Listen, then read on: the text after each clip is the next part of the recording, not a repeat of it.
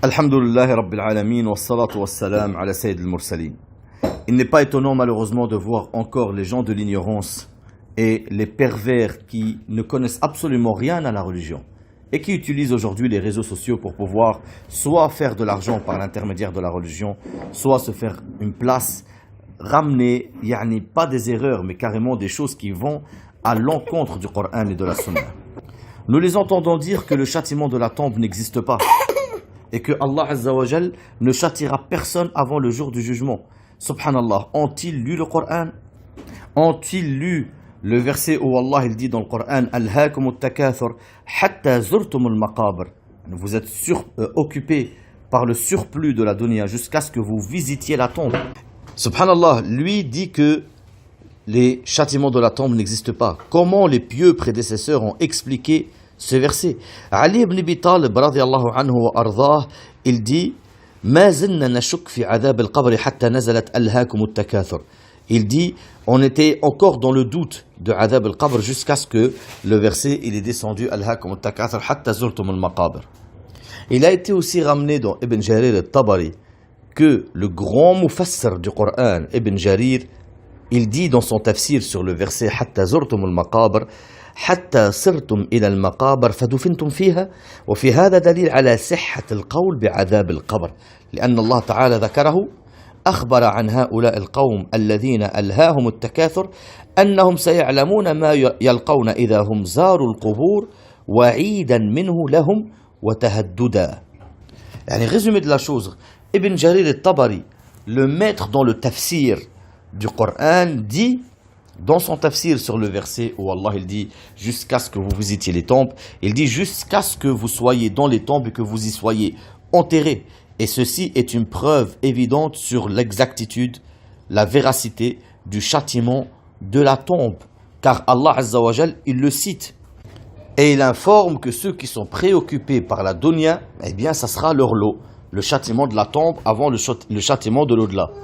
Et dans un autre hadith, Abu Hurayrata radiyallahu anhu, il dit, un hadith authentifié par les ulama du hadith, il dit, Anna Rasulallah sallallahu alayhi wa sallam قال, إن المؤمن في قبره لفي روضة خضراء يرحب له قبره 70 ذراعا وينور له كالقمر ليلة البدر أتدرون فيما أنزلت هذه الآية فإن له معيشة ضنكا ونحشره يوم القيامة أعمى أتدرون ما المعيشة الضنكا قال الله ورسوله أعلم قال عذاب الكافر في قبره والذي نفسي بيده إنه يسلط عليه 99 تنين أتدرون ما التنين 90 حية لكل حية 7 رؤوس يلسعونه ويخدشونه إلى يوم القيامة. Ça veut dire que le Nabi sallallahu alayhi wa sallam dans ce hadith qui est authentique et authentifié par les ulama du hadith, le Nabi sallallahu alayhi wa sallam il nous explique que le croyant dans sa tombe il est dans une sorte de paradis. Allah il lui descend des choses du paradis, etc.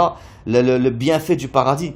Et il nous dit ensuite, est-ce que vous savez le verset là pour qui il est descendu? Le verset il dit وَمَنْ أَعْرَضَ عَنْ ذِكْرِ فَإِنَّ لَهُ مَعِيشَةً ضَنْكَ وَنَحْشُرُهُ يَوْمَ الْقِيَامَةِ أَعْمَى. Celui qui s'éloigne de mon rappel, de mon adoration, alors il aura la pire des vies, la plus malheureuse, et le jour du jugement, on le ressuscitera aveugle. Et le prophète sallallahu alayhi wa sallam lui-même qui explique ce verset et qui dit, savez-vous, c'est quoi le ma'isha dhanka, cette vie affreuse, malheureuse, etc. Ils ont dit, Allah et son prophète savent mieux. Et il a dit, le châtiment de la tombe pour le mécréant. Le châtiment de la tombe pour le mécréant. Il dit, sallallahu alayhi wa sallam, je jure par celui qui tient mon âme entre ses mains, vont descendre sur lui 99 tennin. Est-ce que vous savez c'est quoi tennin? Ils lui ont dit c'est quoi ya Rasulullah? Et il a dit un tennin c'est 90 serpents. Et ils vont le mordre et le piquer. Chaque serpent il a 70 têtes. Ils le mordent, ils le griffent, ils le piquent jusqu'au jour du jugement. Ça veut dire ça c'est dans le châtiment de la tombe. Et dans Sunan Abi Daoud, البراء بن عازب اللي خرجنا مع رسول الله صلى الله عليه وسلم في جنازة رجل من الأنصار فانتهينا إلى القبر ولما يلحد فجلس رسول الله صلى الله عليه وسلم وجلسنا حوله كأنما على رؤوسنا الطير وفي يده عود ينكت به في الأرض فرفع رأسه فقال استعيذوا بالله من عذاب القبر مرتين أو ثلاثة.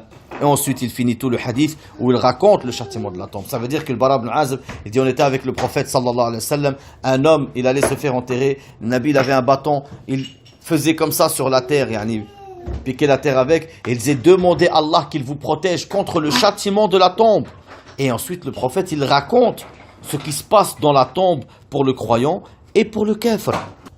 Et le pire c'est qu'il a été rapporté aussi dans une riwaya, et comme quoi il y a une juive, elle est venue vers Aïcha radhiyallahu anha, et Aïcha elle a fait un bien pour elle, peut-être elle lui a donné une sadaqa, je ne me rappelle plus, et cette juive lui dit Afakillah min adhab al-qabr, qu'Allah t'épargne du châtiment de la tombe. Et quand le prophète sallallahu alayhi wa sallam il rentre, Aïcha radhiyallahu anha elle lui raconte et elle lui pose la question, elle lui dit Ya Rasulallah, hal lil-qabri adhab qabl yawm al-qiyamah, est-ce que le châtiment est-ce que dans la tombe il y a un châtiment avant le jour du jugement? Nabi l'a dit la. Dans une riwaya il lui dit la wa amma dhak, il a dit non, comment ça?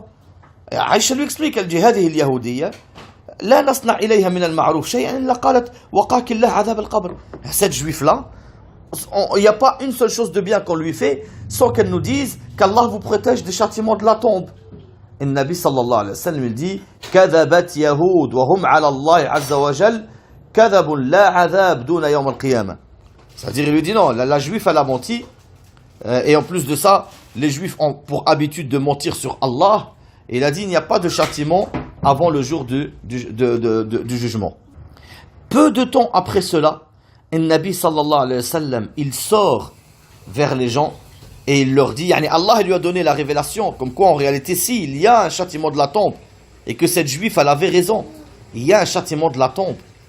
Alors le prophète sallallahu alayhi wa sallam, quand il reçoit la révélation de la part de son Seigneur qui lui informe que si il y a le châtiment de la tombe, il sort vers les gens, il dit ayyuhan nas أظلتكم الفتن كقطع الليل المظلم أيها الناس لو تعلمون ما أعلم لبكيتم كثيرة وضحكتم قليلة أيها الناس استعيذوا بالله من عذاب القبر فإن عذاب القبر حق.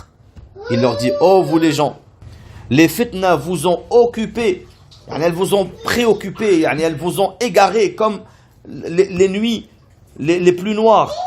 Il dit oh vous les gens, si vous saviez ce que je sais, vous auriez pleuré beaucoup et vous n'auriez ri que peu.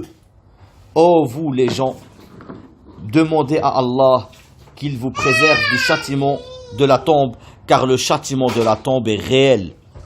Et dans une autre riwaya, le Nabi sallallahu alayhi wa sallam, il explique qu'il a reçu le wahi de la part d'Allah par rapport à ce qu'on a dit, comme quoi la tombe, le châtiment de la tombe, il est réel. Dans une riwaya, elle dit عائشة elle dit دخل علي رسول الله صلى الله عليه وسلم وعندي امرأة من اليهود وهي تقول أشعرت أنكم تفتنون في القبور.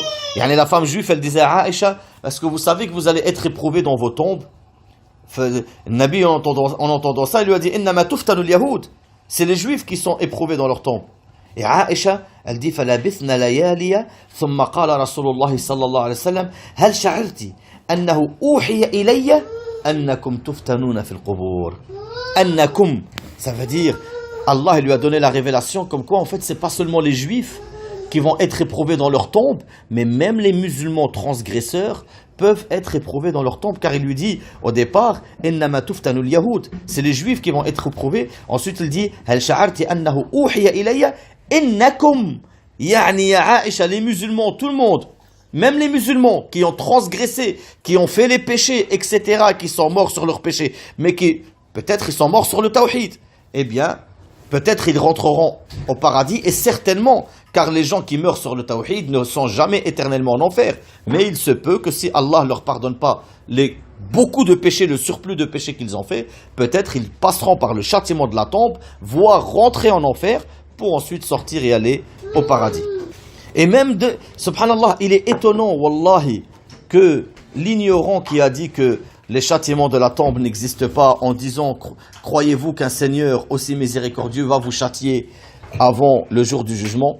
Allah, oui, il est plus que miséricordieux, il est Arham ar-Rahimin. il est plus miséricordieux envers toi que toi-même envers toi-même. Mais par sa justice et par sa rahma justement, il châtie celui qui le mérite. Et le pire, c'est que le hadith qui est connu même par les enfants qui commencent à étudier la science, un hadith qui est dans le Bukhari ou Muslim, et que certainement vous allez tous le connaître, sans exception, où le prophète passe devant deux tombes, et il dit « Innahum la yu'adzaban, wa ma yu'adzaban fi kabir » Ils sont en train d'être torturés, pour quelque chose qu'ils auraient pu éviter en bref. Il a dit « Amma al-awwal, fakana yamshi bin namima, wa amma al-thani, fakana la yastatir min al-bawl » Le premier, il marchait avec le namima, le colportage, la médisance, et le deuxième ne se préservait pas de l'urine. Le hadith est dans Bukhari Muslim. Comment on n'est pas étonné que les ignorants ramènent des sottises aussi grandes. Après tout, ils ont bien vendu des formations à la prière à 500 €. Après tout, quand on lui a dit quel est ton parcours dans l'apprentissage de la religion, il a répondu ce sont mes sorties et mes connaissances avec les gens. Après tout, il encourage sa femme à enlever le voile et les autres sœurs à enlever le voile. Après tout, ils font des vidéos, des sketchs, des films, etc. Et ce qui est incroyable, c'est qu'on voit l'énormité de leur ignorance, la grossièreté de leur ignorance même, je dirais, est incroyable. Ils n'ont jamais étudié. Je ne comprends pas, wallahi, comment peut-on suivre ce genre de personnes. Les frères et les sœurs, sachez qu'on a une qa'ida. هذا العلم دين. Cette science est une religion. Que chacun d'entre vous regarde de qui il prend sa religion.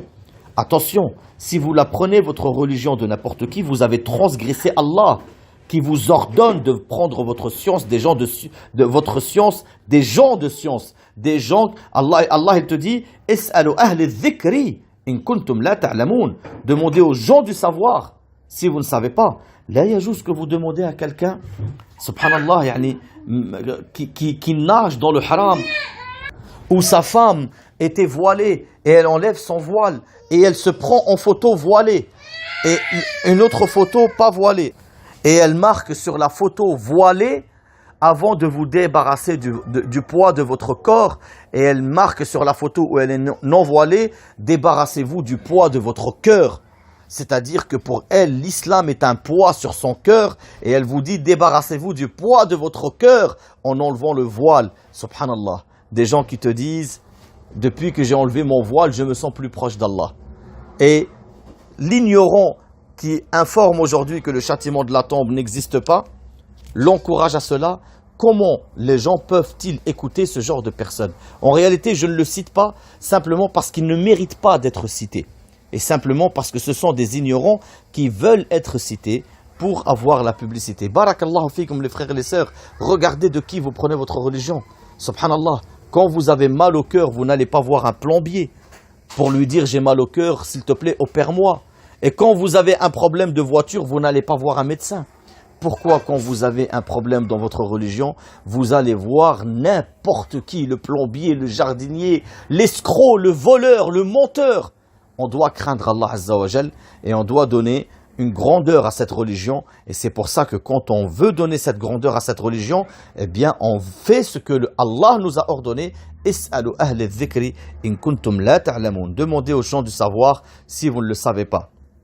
Et le châtiment de la tombe, Wallahi alladhi la ilaha ghayruh, est réel. Comme Allah Azza wa Jal nous a informé et comme le prophète sallallahu alayhi wa sallam nous a informé dans les hadiths que je vous ai dit et comme les sahaba nous ont informé. Abdullah ibn Mas'ud radiyallahu anhu, il dit عن النبي صلى الله عليه وسلم قال إن الموت لا يعذبون في قبورهم حتى إن البهائم لا تسمع أصواتهم. Il a dit les morts sont châtiés dans leur tombe au point que même les animaux entendent leur voix. Et dans une autre riwaya, on demande au prophète sallallahu alayhi wa sallam, est-ce qu'on entend le châtiment de la tombe? Parce que le Nabi dit adab al-qabr haqq. Alors on lui demande ya Rasulallah, falima lam yasma'hum ahad, pourquoi on les entend pas? Le Nabi sallallahu alayhi wa sallam قال لا يسمعه الجن والإنس ويسمعه غيرهم. C'est les djinns et les humains qui les entendent pas, mais tout le reste ils vont les entendre. Dans une riwaya il a dit yasma'hu al-hawam, les animaux. Le prophète lui-même sallallahu alayhi wa sallam qui disait Allahumma inni a'udhu bika min adhab al-qabr, comme il a été rapporté d'après le sahabi Abi Bakra radiallahu anhu wa ardah. Et d'après Abu Hurayra, le Nabi sallallahu alayhi wa sallam, il dit A'udhu billahi min adhab al-qabr. Un homme qui ne fait pas la différence entre le cours ou le bourg, qui vend des formations à 500 €, formation à la prière, alors que lui-même ne sait pas faire le wudu, vient et vous dit adhab al-qabr n'est pas vrai. Et il a des centaines de milliers de personnes qui ont écouté son ânerie. Et non, je ne dis pas son dars. Ajib, qu'Allah nous rende notre aql et qu'Allah nous éloigne de ces pervers charlatans et qu'Allah Azza wa Jal montre soit les guides, soit montre leur réalité aux gens, alors que leur réalité en réalité, Wallah al-Azim, a apparu. Elle est claire et nette au point qu'on est étonné que certaines personnes les écoutent encore. Subhanak Allahumma wa bihamdik, ashhadu an la ilaha illa ant, astaghfiruka wa atubu ilayk.